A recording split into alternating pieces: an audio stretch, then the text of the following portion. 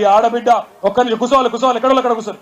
ఈ ఆడబిడ్డ రేవంత్ రెడ్డి పైకి రా బిడ్డ, తొండలు గుడ్లు పెడతలేవంటే ఈ బిడ్డ ఒక వీడియో పెట్టింది. ఆ అమ్మాయి ఒక్క నిమిషం, నీ పేరు బిడ్డ మర్చిపోయిన, మంజు ఒక్క నిమిషం మాట్లాడుతుంది. జై తెలంగాణ.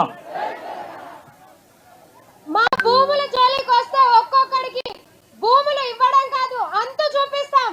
ఒక్కసారి ఎక్కడ ఉండి మాట్లాడడం కాదు, ఇక్కడికి వచ్చి ఇంతమంది జనాల ముందర నిలబడి నువ్వు ఎలా అడగాలో అలా అడుగు. మేము ఇస్తామా లేదా అది తర్వాత విషయం.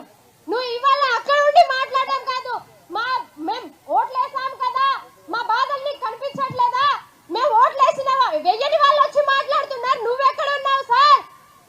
మా వినిపించట్లేదా? ఇంత గట్టిగా అరుస్తున్నాం కదా, మా బాధలు వినిపించట్లేవా? ఇంత ఏడుస్తూ చెప్పే మాటలే నీకు వినబడట్లేదు. ఏంటి ఏడుస్తూ చెప్పే బాధలు కూడా నీకు వినబడట్లేదు? మా నాన్న అడుక్కొని తిన్నాడంట ఇన్ని రోజులు. మీరు కేసీలు వేసి ఎక్కడెక్కడికో మొత్తం పలారిలో ఉన్న వాళ్ళందరూ అడుక్కు తిన్నారు. ఇలాంటి పరిస్థితికి తీసుకొచ్చావు సార్ నువ్వు. మాకు ఓట్లు వేసింది మమ్మల్ని ఊళ్ళో నుంచి వెళ్ళగొట్టడానికి కాదు, ఊళ్ళో ఉండి పంట పొలాలు పండించండి, నేను మీకు తోడుగా ఉంటావని చెప్తావని ఓట్లేసాం. మా బాధలు అర్థం కావట్లేదా? గట్టిగా సపోర్ట్లు కొట్టాలి మంజుకి. అయితే ఒక్క మాట ఎప్పుడు మర్చిపోయాను, ఇక్కడనే దామరగిద్ద తాండాలు కూడా భూములు గుంజుకుంటున్నారంట. ఆడికి కూడా వస్తాం, అక్కడ కూడా కొట్లాడతాం.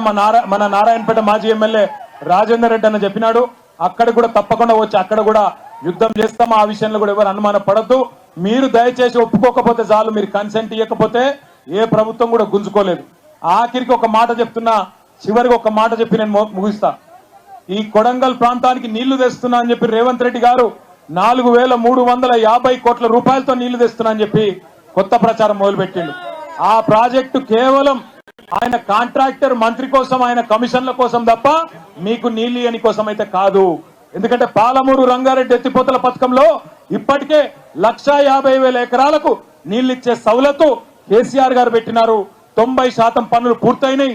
10% పనులు పూర్తయితే మీకు నీళ్లు వస్తాయి. కానీ రేవంత్ రెడ్డి గారు ఆయన కమిషన్ల కోసం, పైసల కోసం, కాంట్రాక్టర్ మంత్రి కోసం ఇవాళ కొత్త లిఫ్ట్ పెట్టి జూరాలకెళ్ళి నీళ్లు తెస్తా అంటుండు. పచ్చి జూటా మాట నమ్మొద్దు అనే మాట కూడా రైతులకు విజ్ఞప్తి చేస్తూ ఆఖరికి మా చెల్లె మమ్మల్ని పెయిడ్ బ్యాచ్ అని అన్నారు. కానీ మేము కేటీఆర్ అన్న మమ్మల్ని సపోర్ట్ చేయలేడు అని అంటలేము. మమ్మల్ని ఎప్పటికీ ఆదుకున్నాడు కేటీఆర్ అన్న. అసలు మాకు ఎవరు పైసలు ఇయ్యలేరు, మాకు బాధలు ఉన్నాయి, మేము బాధ పడుతున్నాం. మా పేరెంట్స్ మేము చిన్నప్పటి నుంచి వాళ్ళు కష్టపడేది చూస్తున్నాం కాబట్టి మేము ఇంత మాట్లాడినాం. కానీ రేవంత్ రెడ్డి సార్, మీ పార్టీ కాంగ్రెస్ పార్టీ వాళ్ళు మీరు ఒక్కటి గుర్తు పెట్టుకోండి, మాకైతే ఎవరు పైసలు ఇయ్యలేరు.